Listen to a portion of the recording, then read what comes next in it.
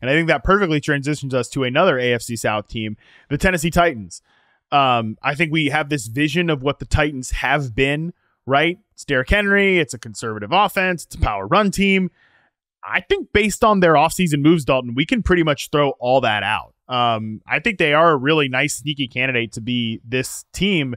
There's a lot of certainty in the AFC South right now beyond just what we said about Anthony Richardson. A lot of people are like, well, yeah, Texans are ascending, Jaguars we'll see, Colts are ascending, and yeah, the Titans are there too. But if Will Levis is good, I think this is a really solid ecosystem for him to be dropped into here.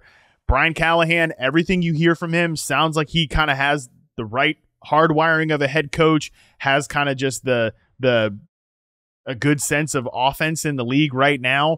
They have DeAndre Hopkins and Calvin Ridley. I think those two should be probably going closer in drafts, if I'm being honest. I think they're a really nice receiver room. You know, the offensive line should be better. 7th overall pick they spend in the draft. They have Brian Callahan's dad, Bill Callahan, on staff, who's a proven offensive line coach. They invest at the running back position. I don't know, man. I don't know if I want them to be a finalist, but I think they're a pretty decent consideration for this particular exercise. I have Calvin Ridley and DeAndre Hopkins ranked back-to-back. Agree with you. Agree with you there. Hopkins was quietly pretty good still last year. I know he's a little older. And apologies to everyone last year. Calvin Ridley, bad call by myself there. I know he was closer to some few more touchdowns, but he's not someone I'll be targeting moving forward. The Titans were 30th in pass rate over expectation. It's going to be a big difference moving forward. No Vrabel, no Henry, and all the moves they made point to them airing it out. So fantasy terms, we don't even need Levis to be a superstar if in this environment. So it'll definitely be one to watch. And then in the backfield, I mean, Pollard got better over the second half last year on these stats that, they're typically sticky, suggesting maybe he really did. The reason he was struggling was because of the recovery from that ankle surgery. But at the same time, I mean, Tajay Spears looks like the superior back here. So, this is definitely one to watch. And then everyone still wants to talk himself into Treylon Burks, too. I mean, so who's going to play special teams? So, no, I'm with you. No, I'm not anymore there. I'm out there. But Chig, Hopkins, Ridley, and a young QB who throws the ball crazy A-dot. I mean, that's certainly a recipe for an interesting fantasy setup.